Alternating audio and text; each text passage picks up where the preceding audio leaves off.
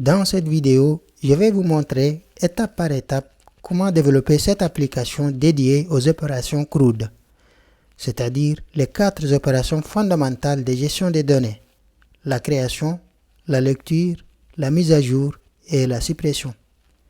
Tout au long de cette vidéo, nous allons apprendre à concevoir les modèles des données, créer les formulaires, développer les vues, associer chaque vue à une URL spécifique et reproduire l'interface que vous voyez actuellement à l'écran. Le tout, bien évidemment, avec Django, Daisy UI et Tailwind CSS. L'objectif est de construire ensemble une application fonctionnelle tout en appliquant les bonnes pratiques de développement avec Django. Voici l'interface d'accueil de notre application. Comme vous pouvez le voir, nous avons la possibilité d'ajouter de nouvelles données, de les mettre à jour ou de les supprimer facilement. Si je clique sur ce bouton Nouvel ajout, je suis redirigé vers ce formulaire où je peux renseigner les champs demandés, puis les enregistrer ou tout simplement cliquer sur le bouton Annuler pour revenir à l'interface d'accueil. Si je clique sur le bouton Mettre à jour les informations, je suis redirigé vers ce formulaire où les champs sont pré-remplis. J'ai simplement à apporter les modifications nécessaires pour les mettre à jour ou tout simplement cliquer sur le bouton Annuler pour revenir à l'interface d'accueil comme précédemment. Si je clique sur le bouton Supprimer une donnée, un produit, un pop-up ou une modale se déclenche. En cliquant sur Annuler, rien ne sera supprimé. OK. Je clique sur Nouvel ajout pour ajouter un nouveau produit. Donc HP Mini. J'indique le prix, la quantité disponible en stock. Je choisis une image. Je choisis celle-là. Je clique sur Enregistrer. Et là, comme vous pouvez le voir, un nouveau produit vient de s'ajouter. OK. On peut les mettre à jour. Donc, au lieu de 12, je mets 24. Je clique sur Mettre à jour. Et là, on est bien passé de 12 à 24. OK. Je clique sur Supprimer. Si je clique sur Annuler, aucun produit ne sera supprimé. Tout est là. Par contre, si je clique sur OK, remarquez je récupère le nom du produit que je vais supprimer précisément. Dans ce message d'avertissement, si je clique sur OK, le produit vient d'être supprimé. OK. Vous pouvez récupérer les codes de cette application, mais aussi celui des vidéos précédentes. Le lien sera en description ou en commentaire épinglé de cette vidéo. Ainsi, vous allez retrouver les codes pour la vidéo 2, 3, 4 et 5. Le code pour cette application, c'est dans la vidéo 5. OK? Ainsi, vous allez copier cette ligne, puis lancer votre terminal, coller dessus. Ensuite, suivre les instructions comme indiqué. Ou alors, vous cliquez sur Code ici. Vous téléchargez le fichier zip. Vous le téléchargez et vous dézippez et vous venez suivre les instructions. OK? N'hésitez pas à mettre une petite étoile. Ça me permet de savoir si ça vous intéresse. Vous pouvez également forker tous les projets dans votre propre repo si vous le désirez. Ensuite, en suivant les instructions, vous allez venir à ce niveau, d'accord, faire la démo qu'on a vue tout à l'heure. Je vous laisse également les liens des vidéos précédentes à suivre dans l'ordre indiqué. Nous allons créer cette application ensemble de A à Z, étape par étape, dans la partie suivante.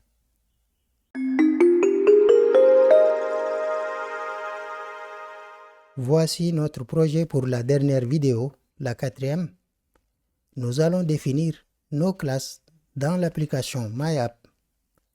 À l'intérieur du fichier models.py, en lieu et place de ce commentaire, nous allons définir notre première classe qu'on va appeler Product et qui va hériter des models.model. Notre produit va être identifié par son nom qui est une chaîne de caractères, donc name égale models.charField. Sa longueur maximale, je fixe à 30 caractères. Ensuite, notre produit va également être identifié par un prix, donc price égale à models qui va être un entier positif, donc positive integer field.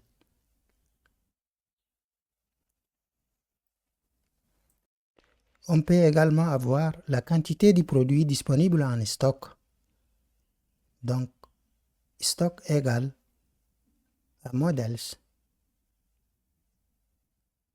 point positive integer field qui lui aussi va être un entier positif. Pour le prix va plutôt être un flottant, un nombre décimal. Donc, je vais modifier ceci. Donc, decimal field. OK. Le nombre maximum de chiffres, je le mets à 10. Également, le nombre de chiffres après la virgule, je vais mettre à 2. Et après, on a notre produit va également être identifié par une image, donc image field avec upload to égal à, on va créer un sous-dossier à l'intérieur du répertoire média, un sous-dossier product dans lequel on enregistre l'ensemble des images de nos produits. Donc product, le slash à la fin c'est obligatoire. Je mets également blank égale à true, puis null égale à true pour me permettre d'enregistrer un produit sans image. Et puis on a également un champ de type datetime field, donc models.datetime field qui va être enregistré automatiquement. Donc il faut bien préciser auto now add égale à true.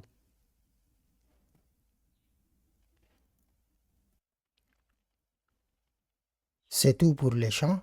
Vous pouvez en ajouter d'autres, mais c'est suffisant pour l'exemple.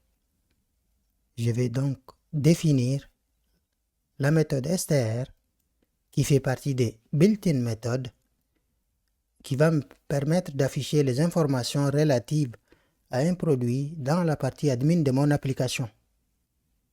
Donc, au lieu de ceci, je vais plutôt mettre un f-string et récupérer les noms et les prix d'un produit. Donc, self.name, ensuite self.price.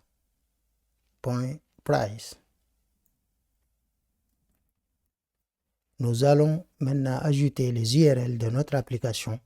Donc, cliquez sur url.py et je vais dupliquer cette ligne 4 fois et venir renommer mes différentes vues. Donc, liste product. Vous pouvez éventuellement mettre également ici liste, mais moi je préfère laisser vide. Donc, il faut renommer les URL pour pouvoir y accéder plus facilement. Donc, liste product. Ensuite, je mets product ici, slash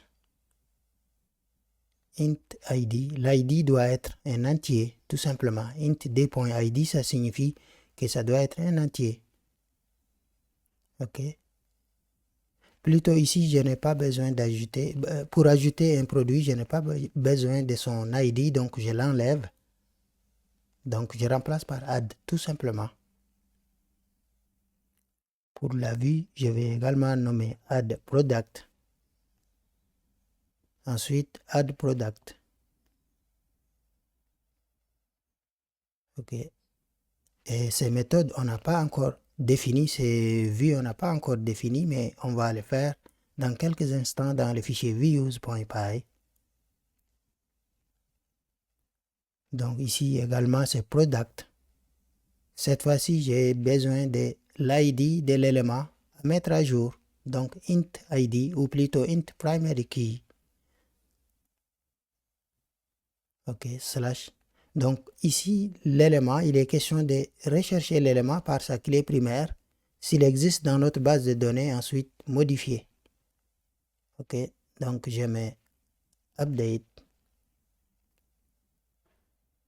Donc plutôt ici, update d'abord. Ensuite, update product. Même chose pour l'URL. Et après, je viens supprimer cette ligne, dupliquer celle-là, puisque à peu près c'est la même chose. À quelques exceptions, sauf update, que tous les updates, je vais remplacer par delete.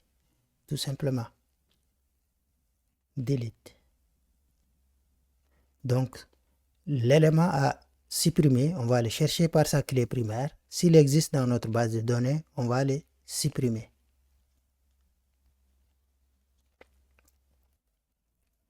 Il ne nous reste plus qu'à définir nos vues pour pouvoir lister, mettre à jour, supprimer nos produits. Donc, je referme ceci. Je viens dans views.py.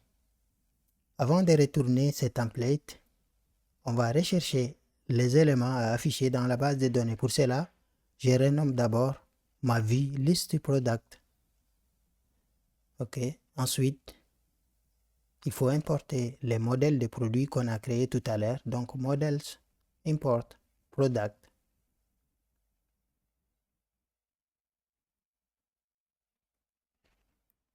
Donc, il s'agit du modèle qu'on vient de définir ici, comme vous pouvez le voir. OK. Donc, je mets product, point, object, le manager par défaut. Je vais récupérer l'ensemble des produits dans la base de données all. OK. Et éventuellement les trier par ordre de l'aire saisie ou l'ordre inverse de l'aire saisie. Donc, je mets moins ID. OK. Et ces résultats, je vais récupérer dans product. Égal. OK. Et ensuite, les templates, ces templates-là, on va renommer list product. Et je vais le mettre dans un sous-dossier product qui s'appelle également products. Ceci, on va ajouter dans notre template. On a déjà MyApp. Donc, je vais garder MyApp. Et ensuite, comme vous pouvez le voir, ce template, ça contient déjà le contenu de la vidéo précédente qui ne sert à rien. Donc, je vais enlever. Je vais également renommer le template list product. Et ensuite, je vais mettre le navbar et le footer dans le fichier base, puisque ces deux parties doivent être dans toutes mes pages. Donc, je vais, au lieu de les répéter dans chacune de mes pages, je vais les couper et les mettre dans mon fichier base. OK? Base, donc je vais rechercher, remplacer navbar, le bloc navbar par set include. OK? Je le remplace ici. Pareil pour le footer. Donc, je coupe là et je remplace par dans le bloc par ceci. Donc ici, il ne nous reste plus qu'à ajouter maintenant notre contenu HTML. Ok, je reviens donc dans ma vue, c'est Product. Après la requête request et le template, il faut retourner les produits, la liste des produits sous forme de dictionnaire. Donc product, des points, product. Ok, et cette vue ne peut accepter que des requêtes de type get, pas de post, pas de dispatch, etc. Donc, je vais mettre le décorateur arrobase require get, ok, que l'on va importer depuis from Django views decorator http import require get. Ok, donc on va définir maintenant la méthode suivante. Donc ceci on a fini avec donc add product qu'on va ajouter dans views.py.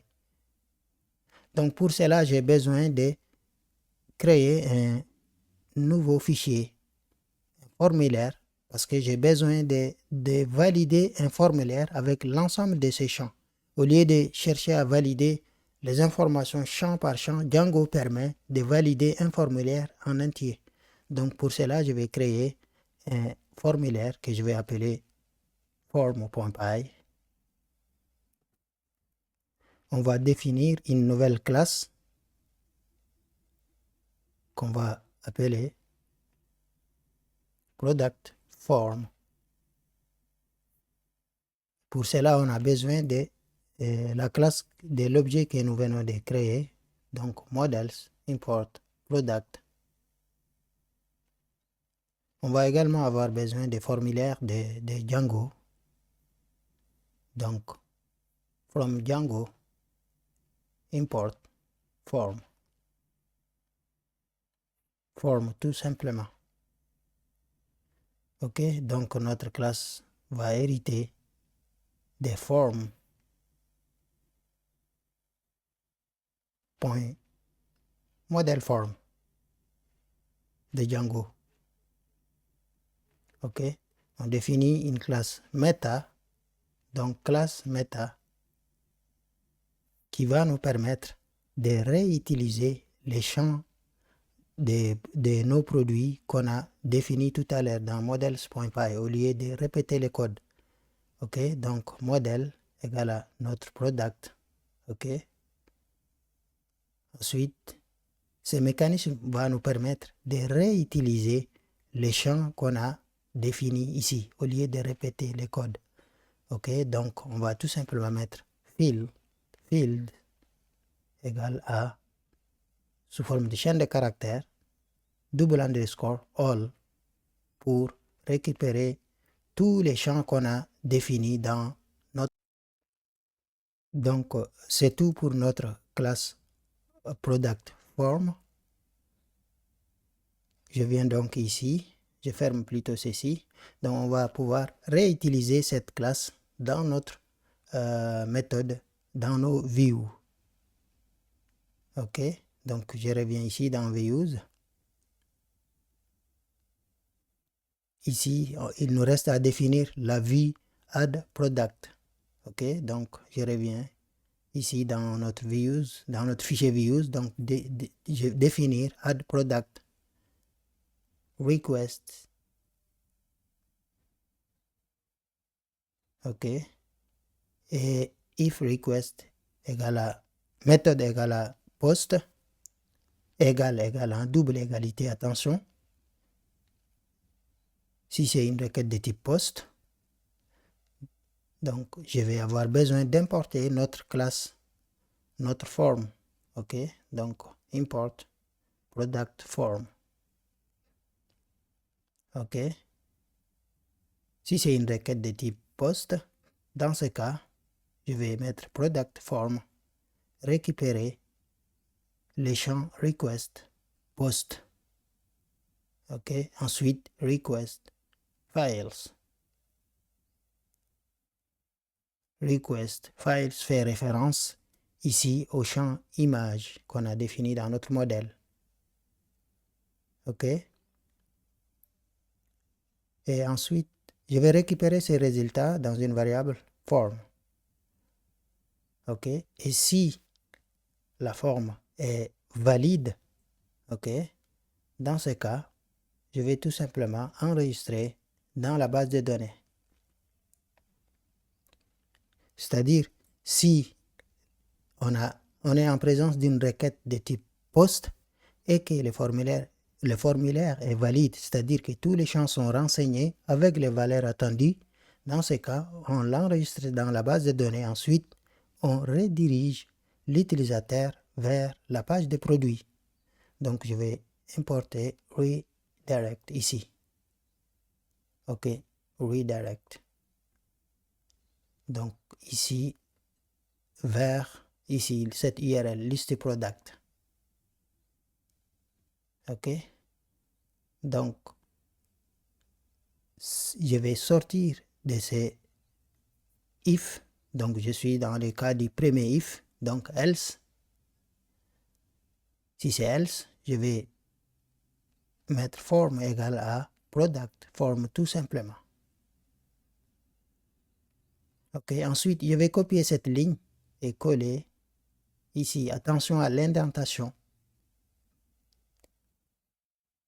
Ensuite, renommer le template. C'est plutôt add product qui n'existe pas. On va créer ici dans notre template. Donc, je duplique list product. Ensuite, renommer add product. OK. Donc, ici, au lieu de product, je vais retourner le formulaire, donc form. D'accord? Et cette méthode ne peut accepter que deux types de requêtes, post ou get. D'accord? Donc, je vais importer à la suite de ça require HTTP méthode que je vais mettre sous forme de décorateur ici, sous forme de chaîne de caractères bien évidemment, dans une liste get et post. Ça veut dire si c'est une requête de type post, on est dans ce cas de figure là, et si c'est get, on est ici. OK? Donc maintenant, il faut retourner aussi product. OK? Donc à la suite des formes, product.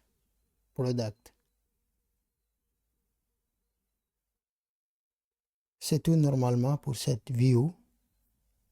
Donc je reviens ici, non pas ici, mais dans l'URL de l'app.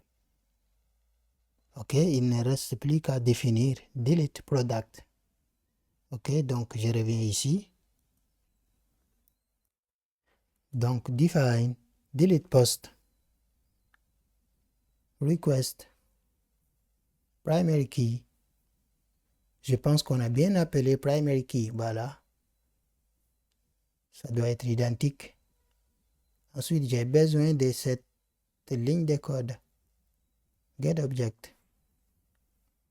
OK.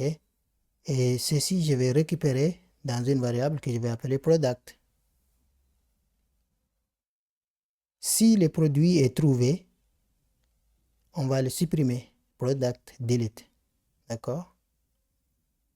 Et ensuite, on redirige tout simplement l'utilisateur vers la page de produits comme précédemment, liste product. La suppression, elle est très simple. OK? Contrairement à cette méthode, à cette view qui accepte à la fois des requêtes type get et post, delete product n'accepte qu'un seul type de requête. Donc, on importe require post. OK? Donc, je copie ceci et arrobase, je colle là-dessus. OK? Donc, je crois qu'on a fini avec ceci, avec le formulaire, avec les URL, avec views. Donc, je ferme tout. Je reviens donc ici. Maintenant, il faut générer les migrations avec la commande make migrations. Ok, donc uvrun manage py make migrations.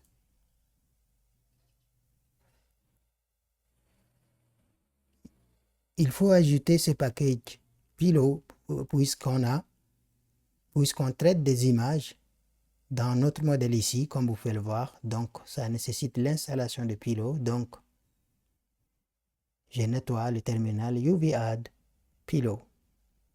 Et elle vient de s'installer. Ok, donc je vais rappeler la commande et puis exécuter make migrations. Et les migrations ont bien été créées ici dans ce dossier migrations. Comme vous pouvez le voir, les noms, le prix, quantité disponible en stock et images. Ok, donc maintenant, il faut appliquer ces migrations du côté de la base de données, puisque base de données ne reconnaît pas encore les produits. D'accord, donc avec la commande cette fois-ci, donc je rappelle make migrations, je modifie, je remplace par migrate. Et comme vous pouvez le constater, les migrations ont été bien appliquées du côté de notre base de données. Ok,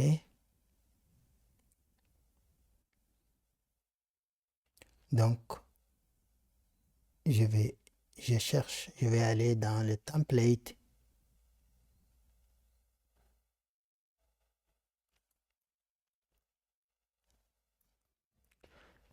On remplit donc, on prépare le contenu de nos différents templates HTML.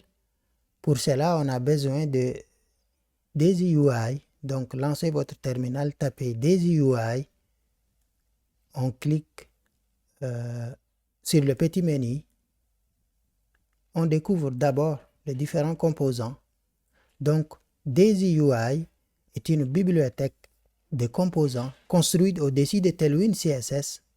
Elle fournit un ensemble de composants prêts à l'emploi, tels que des accordions, des alertes, des avatars, des badges, des boutons, des calendars, des cartes, des carousels, etc., etc. Mais aussi des modales, des menus qui permettent de concevoir rapidement des interfaces modernes sans écrire de CSS personnalisé. Il en existe vraiment beaucoup d'autres. Je vous laisse les découvrir par vous-même. OK? Donc, pour l'installer, cliquez sur le petit menu ici à gauche. Ensuite, cliquez sur Install.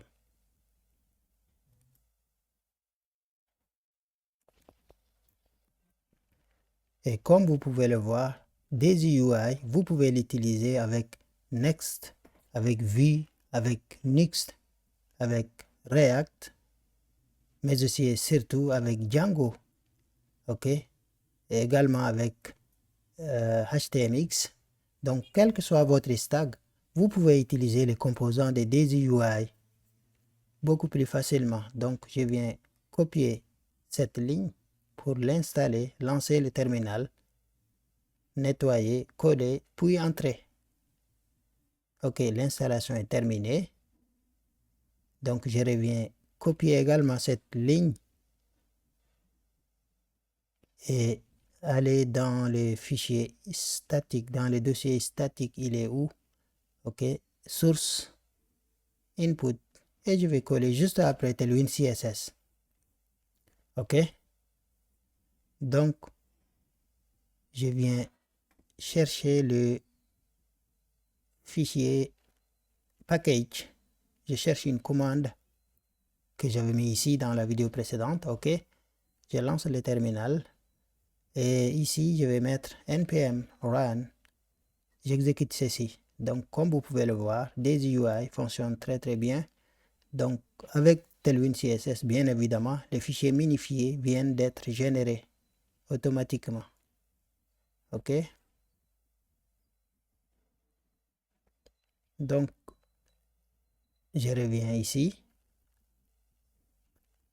Je vais récupérer. Je viens donc collecter les fichiers minifiés avec cette commande-là, les fichiers générés automatiquement par DesiUI et Telune CSS que nous venons de les installer. OK? Dans le fichier, il centralise Django, récupère l'ensemble des fichiers minifiés et il récupère dans un seul et unique répertoire qu'il appelle static files. OK? Donc, je vais fermer ceci. Je reviens donc ici dans DesiUI. Donc, je vais cliquer sur le composant ici. Donc, je cherche une table. Si vous ne trouvez pas ce que vous recherchez, vous tapez simplement ce que vous recherchez. Table ici. Donc là, comme vous pouvez le voir, il y a beaucoup de tables. Il y a Preview, il y a les codes. Donc, vous déroulez et vous sélectionnez la table qui vous convient. Celle-là, pas mal. Mais moi, je préfère celle-ci. Donc, je copie.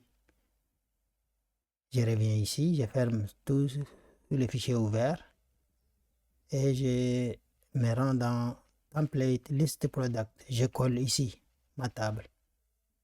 Donc, ça fait beaucoup de code. Mais vous allez voir que c'est simple. Il y a tout simplement, je vais vous montrer ceci. Il y a tout simplement la table et l'entête, les contenus et les footers tout simplement. OK? Ça peut paraître beaucoup, mais en réalité non. Vous allez vous y habituer très très vite. Donc pour ne pas faire une vidéo trop longue, je modifie tout ceci et je vous mets les codes dans ce repo. OK? Et le lien sera en description ou en commentaire épinglé de cette vidéo. Donc, vous allez cliquer sur ces repos-là, récupérer pas seulement les fichiers templates, mais tous les codes. OK? D'accord? Donc, on revient ici dans notre template. Je vous mets la version modifiée. Et là, vous allez voir que j'ai ajouté le bouton pour ajouter un nouvel élément. OK? Avec l'URL. Et ensuite, nos différentes variables qu'on a définies dans le modèle ici. OK? Les noms, les prix, stock, images, etc. OK? Et là, je boucle sur mes produits. Donc, ça, c'est l'objet qui m'a été retourné par la méthode list production. OK? Ces produits-là, je fais une boucle pour récupérer les variables l'ensemble des variables de mes produits. OK? Donc, et for loop ici, c'est juste pour compter les itérations. Ça veut dire les produits numéro 1, numéro 2, etc. D'accord? Et ensuite, j'ai fait if si mon produit est associé, possède une image, est associé à une image, donc je l'affiche. Sinon, je ne fais rien. OK? Et après, j'affiche les noms, la quantité en stock disponible, s'il n'est pas nul, s'il est strictement supérieur à 0, je l'affiche. Et sinon, à sa place, j'affiche un texte rupture. OK? Donc, comme vous pouvez le voir, il n'y a rien de plus difficile. Hein? Il n'y a pas beaucoup de CSS. C'est le CSS que j'ai récupéré par défaut sur DesiUI. Simplement, j'ai modifié les margins et les padding, le couleur aussi. Tout le reste, c'est exactement ce que j'ai récupéré sur DesiUI. OK, comme vous pouvez le voir ici. D'accord. Et donc, concernant les SVG, c'est les icônes. Hein? Donc, les icônes, vous allez pouvoir retrouver ici. Lancez votre navigateur, vous tapez Awesome Icons, Font Awesome ici, et vous tapez l'icône que vous voulez, Home ou House. Donc, vous allez voir, vous allez cliquer sur Free ici. Il y en a qui ne sont pas gratuits, mais il y a beaucoup qui sont gratuits. Donc, vous cliquez dessus et il y a divers formats. Hein. Donc, moi, j'ai choisi le format SVG parce que SVG, c'est un format très, très léger. Donc, vous cliquez dessus simplement ou quelque part à l'intérieur ici et ça copie automatiquement. Et vous venez coller. D'accord? Il n'y a rien à faire, sauf peut-être la taille. Si elle n'est pas satisfaisante, vous allez augmenter ou diminuer. OK? Donc, euh, les actions correspondent à la mise à jour d'un produit ou à sa suppression. Donc ici, j'ai fait, je lui donne les liens, l'URL pour pouvoir modifier. Lorsque l'utilisateur clique sur le bouton Mettre à jour, on lui envoie le formulaire qui est déjà pré-rempli. OK? Grâce à l'ID qui est ici, donc grâce à l'ID, on récupère l'ID, on effectue une recherche. Et la méthode update product, la view update product va nous retourner les produits trouvés dans la base de données. Il va remplir les champs et l'utilisateur, tout ce qu'il a à faire, c'est d'apporter les modifications puis enregistrer. OK?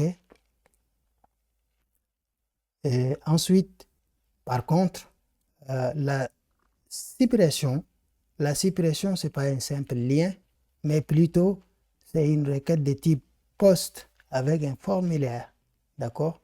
Il ne faut pas juste se contenter de lui envoyer un lien qui correspond à une requête de type get, mais plutôt c'est bien post. C'est ce qu'on avait précisé dans le backend.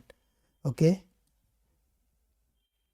Donc, en plus de ça, il faut également on lui lance un pop-up in modal, en l'occurrence celle qui est disponible par défaut du navigateur. Je n'ai rien ajouté. Par contre, vous pouvez personnaliser. OK? Il y en a sur des UI, il y a sur d'autres librairies également.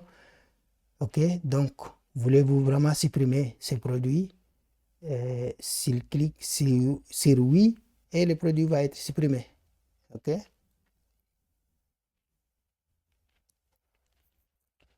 Je vais donc lancer le serveur web. OK? Run server. Ensuite, Node aussi. OK? npm run dev. OK? Je viens ici dans le navigateur. OK?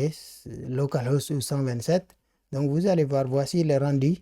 Les couleurs, si ça ne vous arrange pas, vous modifiez à votre guise. Hein. Moi, je préfère les couleurs sombres. OK? Aucun produit n'a été trouvé. Si je clique ici, je suis bien redirigé vers la page Product Add grâce à l'URL, mais il n'y a rien puisqu'on n'a rien ajouté. Les actions, tout est vide. Aucun produit retrouvé. D'accord? On va donc,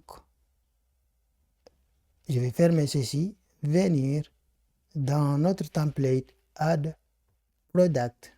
OK? OK, donc on va mettre, on va créer un formulaire, mettre tous les champs correspondant à notre produit ici. OK? Donc, ici, dans Add Product, voici les champs, les différents champs, ajout des nouveaux produits. OK? D'accord? C'est un formulaire, donc une requête de type POST. OK? D'accord. Et ça, c'est très important. Ça, c'est un token invisible. Pour la sécurité, c'est obligatoire. Il faut le mettre. OK. Ensuite, j'ai utilisé render field. Ça, c'est un package qu'on va installer. Un package qui permet très facilement de personnaliser les champs. OK. Donc, il s'appelle Widget2X. OK. Je vais copier ceci. Venir lancer le terminal, couper ici et UV add, je vais coller et c'est installé. OK, donc je lance Node et je reviens ici, copier également ceci et le mettre dans le fichier setting. Donc je vais rechercher. OK, quelque part ici, je vais ajouter. N'oubliez pas la petite virgule. OK? Et ça permet de créer le champ, de personnaliser vraiment de manière très très simple. Vous ajoutez du CSS. OK? Donc ainsi, j'ai mis les champs nom, placeholder, les messages que l'utilisateur va lire par défaut. Donc il va se retrouver à... Moi, je ne préfère pas ajouter des labels. Label en plus placeholder, c'est la même chose. Donc j'aime pas du tout les labels. Donc je mets tout simplement placeholder, qui est le message que l'utilisateur va recevoir par défaut, donner le nom du produit, etc. OK? Et également, c'est du CSS. Tailwind CSS, c'est des classes utilitaires très simples que vous allez vous habituer très très rapidement. OK? Ensuite, les prix, la quantité disponible en stock, l'image, OK? Tous nos champs. Et maintenant, je viens ici, copier cette ligne-là, et ça c'est obligatoire, ajouter ici. OK? Sinon, vous allez obtenir une erreur. OK? Donc maintenant, je viens dans le navigateur 127 et je clique dessus et voilà, on obtient notre formulaire. OK, on peut maintenant ajouter un produit. OK. Je viens donc ici ajouter un nouveau produit. Donc je vais saisir un produit. OK, MacBook Pro. Les prix, la quantité. Je choisis une image. Je l'enregistre.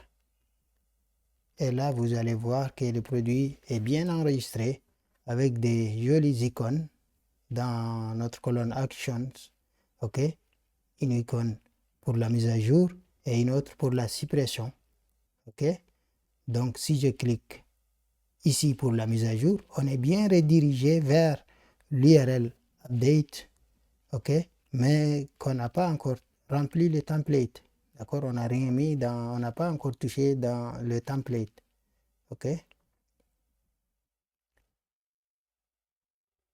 Donc, je reviens ici. Add template, liste, ça c'est bon. Et maintenant, update template, c'est encore vide, quoi. Donc, on va les remplir. OK?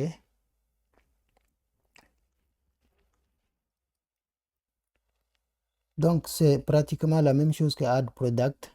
Donc, je copie, puis je modifie. Donc, il faut également copier, coller ceci. Ça, c'est obligatoire pour les champs. OK? Et c'est exactement la même chose que add product. J'ai juste remplacé par modifier le produit. OK? Et on a un autre formulaire. OK? Avec une requête de type post. Méthode post, c'est très important. OK? Et les différents champs, les prix, les stocks, les noms, etc. OK? Ensuite, l'image. C'est exactement la même chose que add product, mais simplement on récupère depuis le formulaire.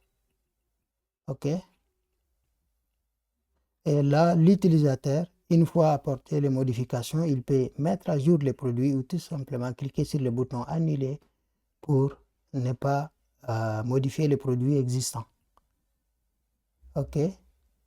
Donc, on revient ici dans le navigateur. Je rafraîchis la page. Je vais cliquer sur Update et là, comme vous pouvez le voir, les champs sont pré-remplis sur les produits sur lesquels on a cliqué. OK? D'accord? Donc là, je peux annuler et rien ne change. OK? Et je peux modifier quelque chose. Donc, je vais mettre. OK? Je modifie. Je vais mettre à jour. OK? Et comme vous pouvez le voir, la modification a été prise en compte. J'ajoute donc d'autres produits. Le prix, la quantité. Je choisis une image. OK. Comme vous pouvez le voir, il vient de s'ajouter. On peut modifier sans aucun problème. OK. D'accord. on peut, je vais venir ici.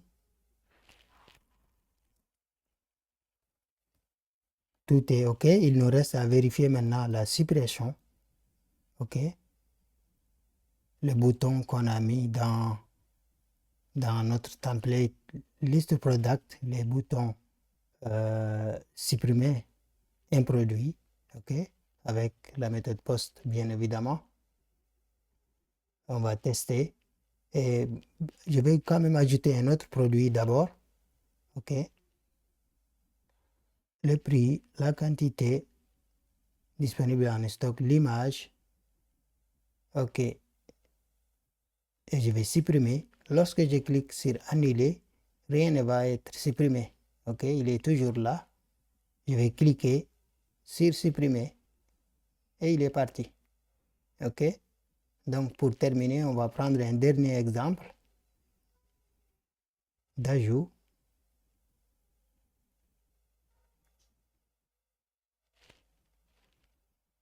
Je choisis une image. OK, tout fonctionne normalement. Notre application CRUD est réalisée. Abonne-toi à la chaîne, mets un like à cette vidéo et dis-moi en commentaire si tu as des questions sur Django ou sur le développement web en général. Sur cette chaîne, on répond à toutes les questions et commentaires. Si c'est déjà fait, je te recommande de regarder cette vidéo du début à la fin.